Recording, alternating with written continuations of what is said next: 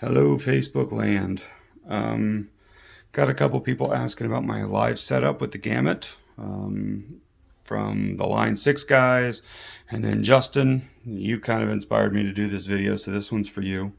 But a couple of followers of the Gamut also are asking what I'm using these days since my setup's changed so much. So I'm going to flip you around.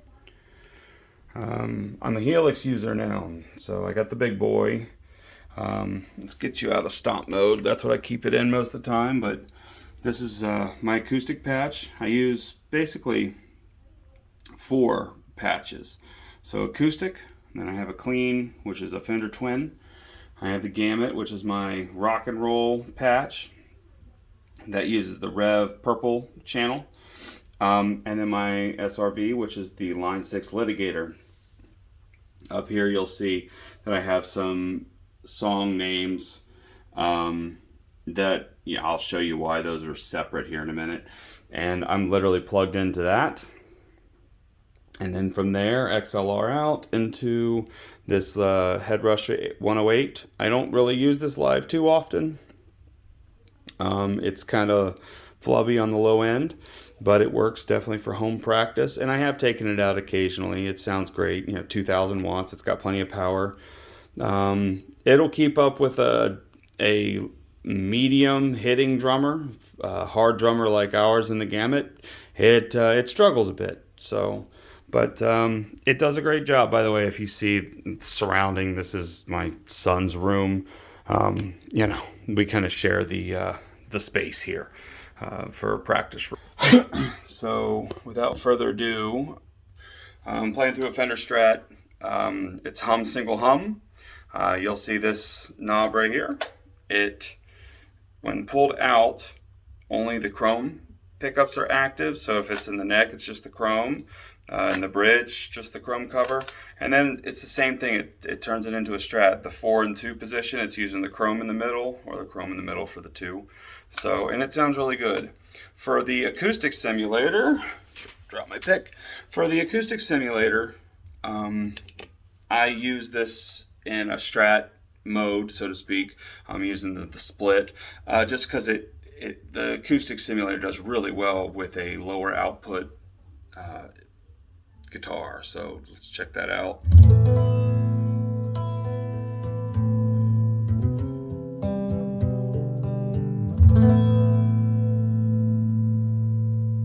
We don't play a lot of acoustic, but something like Peace of Mind by Boston, that intro.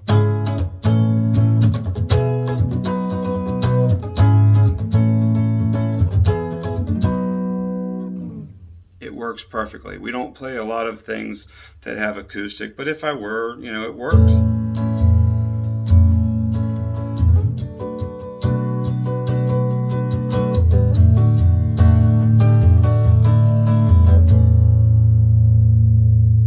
And all that is the acoustic simulator with a whole reverb. And that's it. That's all that I'm using it for. The only thing that I'm kind of messing around with right now is this 12-string idea.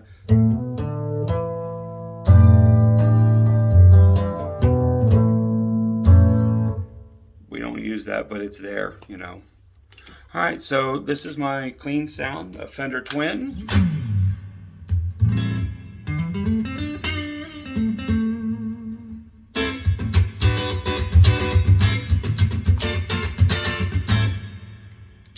It's real basic, clean.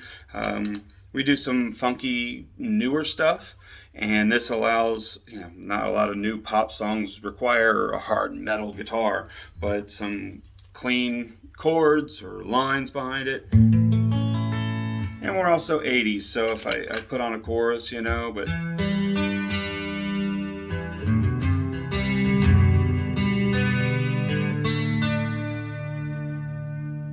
it's perfect for what we do.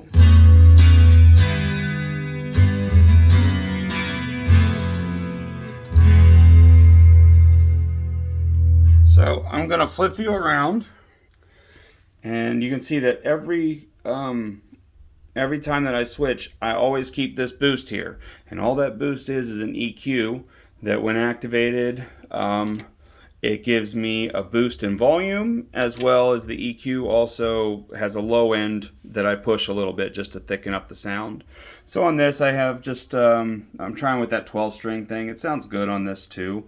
I do use an overdrive, that classic rock sound, a little bit more traditional. So, you know, if I'm back in humbucker mode, but if I'm like a...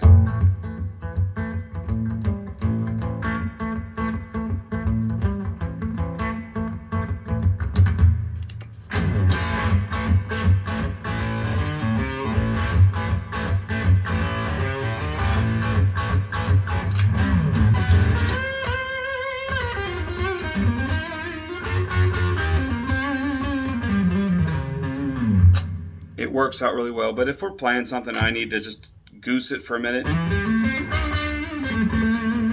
it works out really well. By the way, if I flub something up while playing, I'm not editing this video. This is just me sitting here talking.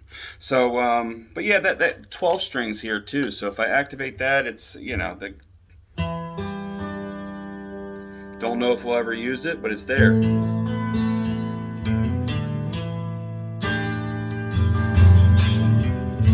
Sorry I'm playing the same stupid thing, but yeah, 12, that's a pretty good 12-string song.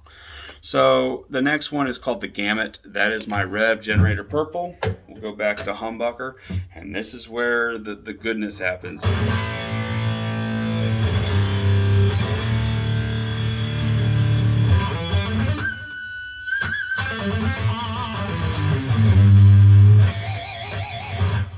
It's awesome. I have a delay on here that's on at all times just for some background. I'm the sole guitar player in the band. So it just kind of fills the gap a little bit. In addition to that rev generator, I'm pushing it with the Minotaur. So this is without. It still sounds great. A little flubby on the low end. That's hard to tighten up. But you know, if you want to do some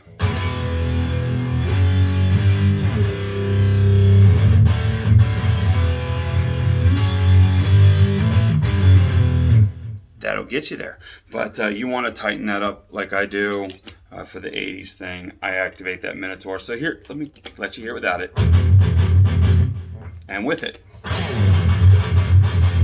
Hear that added top end, the harmonics are great. But what I'll do sometimes, I'll start a song off a little bit lighter.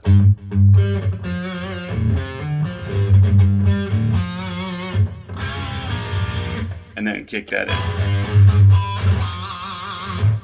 It just gives me that meltdown mode. So, and if you're going to do 80s, you got to have the chorus.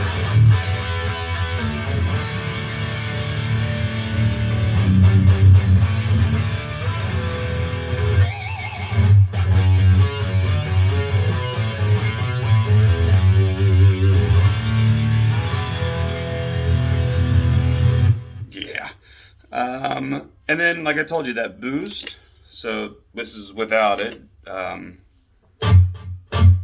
with, you hear there's another delay, so it actually stacks two delays, and it just really...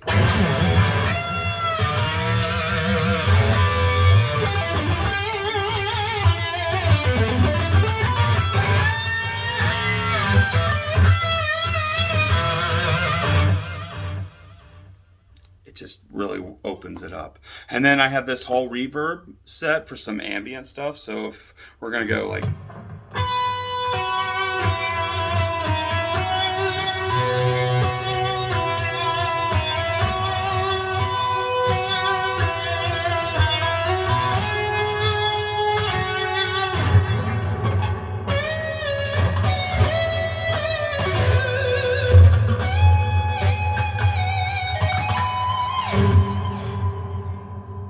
once again, no editing. So just like if you were to come see me live, every flub up is real. But yeah, that's those. I have a flanger here, basically for one song.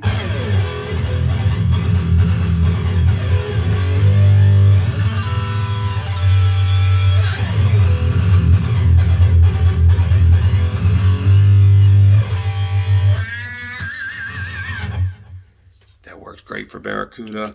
a phaser, which I don't really use much, except if you're going to do Eddie.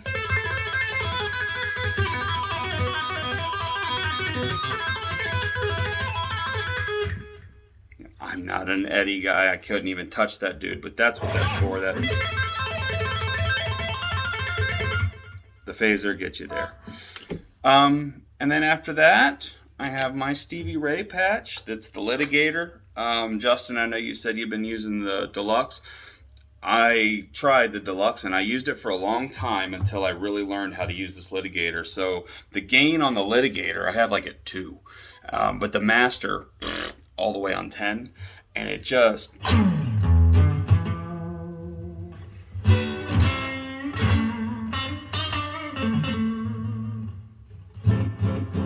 but it just cleans up so well.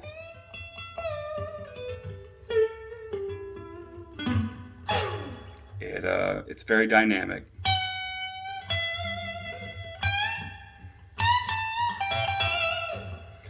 So with this one, I have my boost. There's no delay on it here, so it just puts me out front. And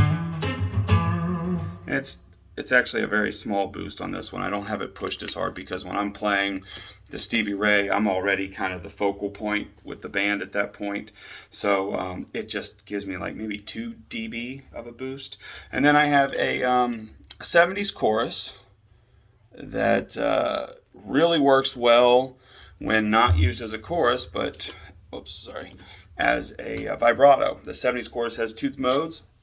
Anyone knows much about Stevie, he loved to play vibratones, and before he got a keyboard player, he tried to emulate the organ, especially songs like, might help if I had it on.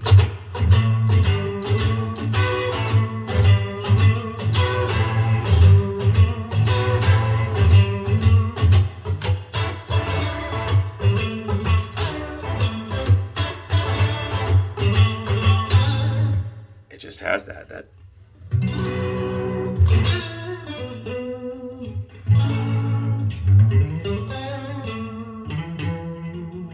Just sounds magnificent. I love it. Just really good. And it's fun to do that with the rest of the band, especially Mark. He's a great organ player, and so I kind of bounce off of him when I activate that. But anyone knows that Stevie, his setup was real simple, so it was pretty much just a tube screamer. Turn up the volume just a little bit. The tube screamer into the front of a Dumble amp. The litigator is kind of like the Dumble thing. That was their take on it. So this is with the tube screamer.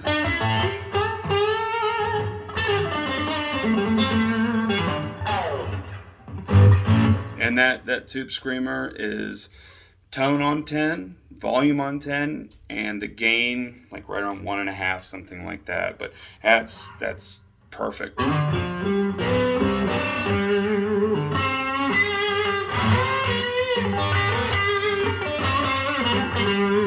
And the cool thing about that is, you know, you've got just a little bit of gain, but if you back off and just pick lightly.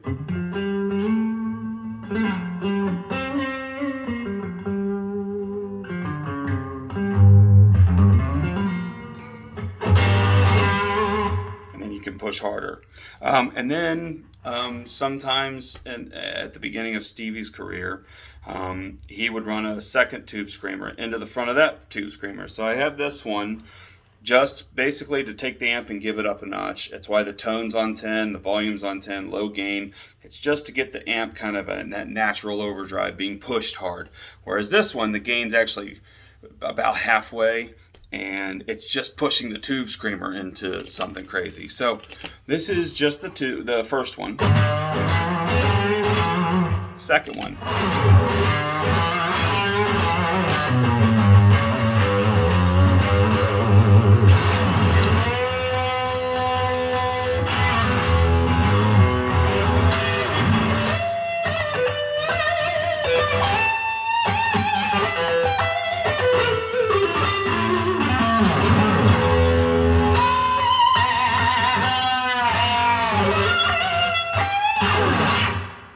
Yeah, so that's where like me playing Crossfire.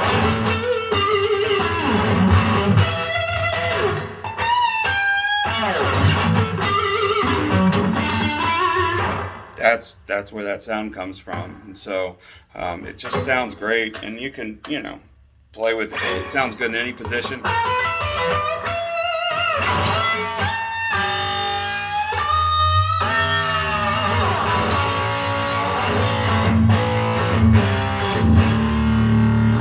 Doesn't have to be Stevie Ray Vaughan. Make it your own. The middle position.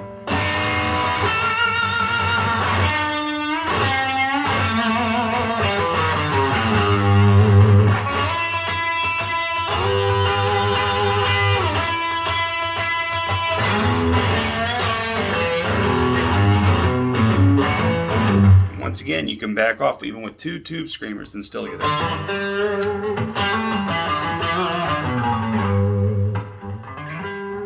Still have the dynamics. Digital has really come a long way. And then something that Stevie did towards the end of his career, he started messing with octave fuzzes. So I've incorporated that here. Don't use it much.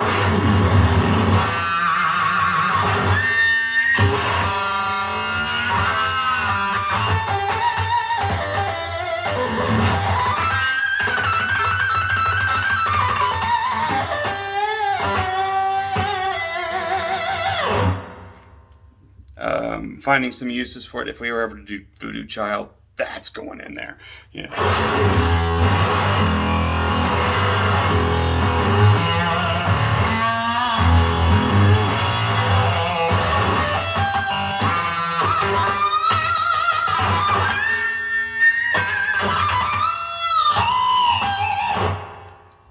Pretty cool.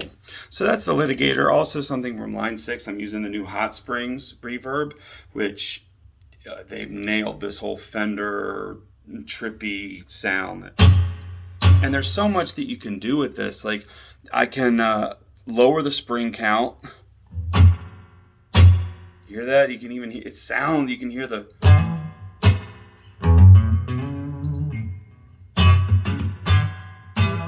So I have it set about midway, but I mean, not a lot of places can have released products that have that sound. That's where I keep mine. So anyway, very cool. And like I showed you earlier, I have at the top of my bank, I use those 4 clean sounds, or they're not clean, but 4 sounds. And the second bank at the top had names of songs. So like I might be doing this acoustic beginning to Peace of Mind, right? All right, let me turn this down. I am in an apartment. There we go. And I'm, and I'll have it already loaded, and then when I step on it, Peace of Mind already has the boost engaged, the chorus engaged, the drives, and so I step on that and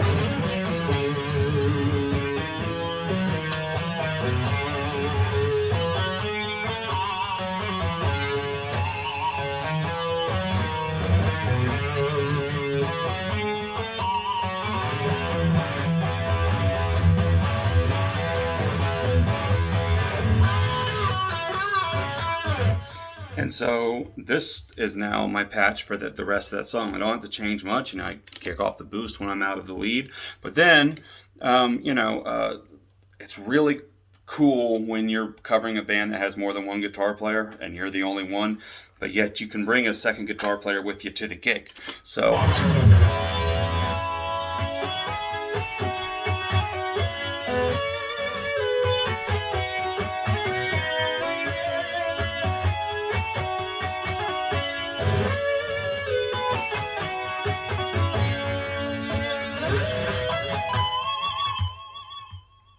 a lot of people ask, well, how are you getting that? Is Mark doing that on the keys? No, I am.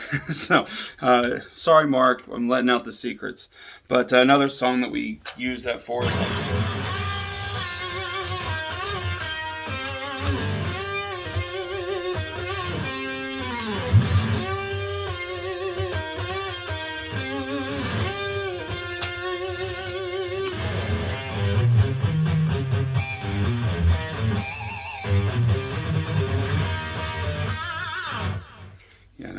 and that actually really works.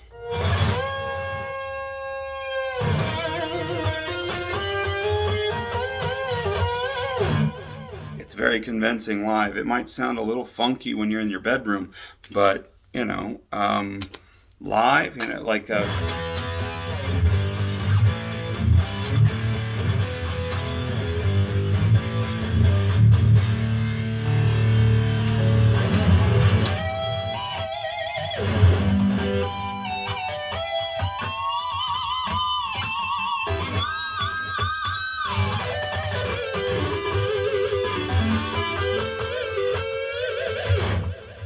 it tracks actually really well. Not that you would ever ask a second guitar player to keep up with you like that, but hey, it works. And the last thing on here that's kind of our secret sauce, when you're playing, let's say like a casino, and you got to go through security checkpoints, and you basically only have one trip in. Like one's casino that we play, we go through the door, we got to get in a freight elevator, got to go up, we got to check with security, then we're escorted to the stage, and it's a pretty long haul, right, to get from point A to point B. Last thing you want to do is have to go back down to your car to get the other guitars that you have that are in different tunings and whatever. So thanks to the Helix, like we have our normal Gamut rock and roll sound.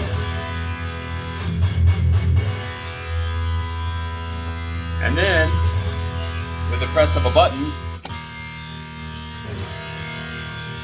I can be tuned down a half step for some of the songs that are in a half step,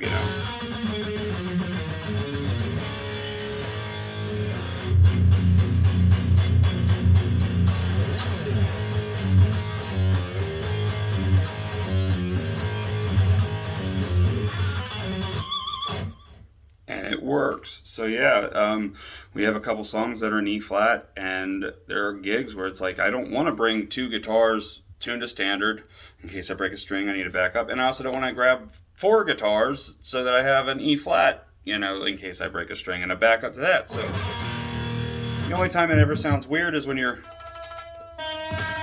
can kind of hear the acoustic part in your head versus what you're hearing. But that's only in practice. With a band, you would never notice it. Actually, I've put out videos of us playing on Facebook, and it sounds just as good as the songs that I put out that sound tuned to standard. And this is all digital.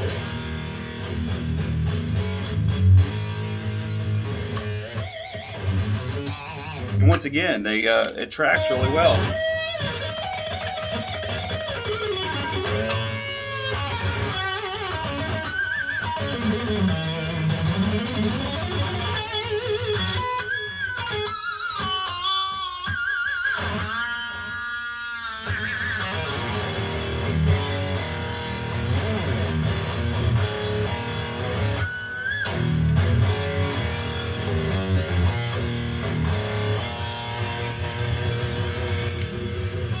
The difference with the boost. But yeah, that's just the Rev Generator Purple. I take the patch that I've made, copy it to another one, and this one's called the Gamut Flat. So it's just tuned down a half step, and it's the exact same sound. You'd never know the difference between me playing, let's say, this.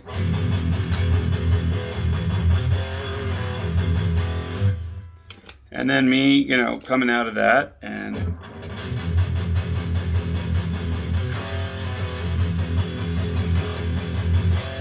the only difference is I'm playing it out of F instead of E. It works really well, and it eliminates me dragging a couple guitars out. It eliminates me going in to get gas, coming out and having all my guitars stolen. One gets stolen, I've got backups. If they all get stolen, I ain't got anything to replace it. So anyway, I hope this answered some questions, and good luck. And what's cool about the Helix is the Pod Go. Same exact sounds. The only difference is every single amp that I have set up, of course I have a lot more effects here than when I would in the Pod Go, but the only difference is that I'm always running two cabinets with two separate microphones and blending them, just like you would in a recording studio. And 9 times out of 10, I'm using the Royer. I think it's the 121 model in the Helix. So I use that to kind of get the low definition, and then I use a 57 or the Dynamic 7, whichever one sounds better to my ears, to capture the upper mids and the high end. And it works really well. across the board. But before the Helix, I used the Pod Go, and they're really close in sound. I just wanted a little bit more versatility. I wanted a little bit more to where I didn't have to do so many tapping, foot tapping to different patches. I had a lot more patches because I couldn't access all of the effects that I use. But really, if you have a Pod Go, you can achieve 98% of what I'm doing here. So good luck. Any questions, please ask, and I'll do my best to follow up. I'll talk to you later. Bye.